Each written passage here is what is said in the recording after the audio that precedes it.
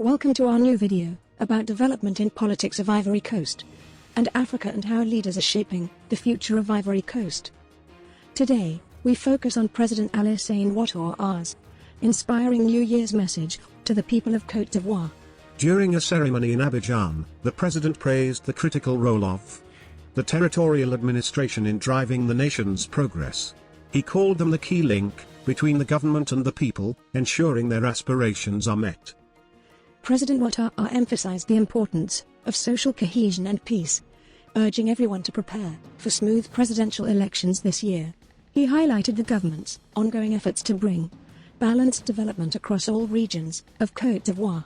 He also celebrated the progress achieved in various sectors, social, economic, and even sports, attributing it to collective efforts for a resilient and flourishing Côte d'Ivoire. That's all for this video. Thank you for watching. Don't forget to subscribe, share, like, and comment. See you all in the next exciting video. Until then, take care.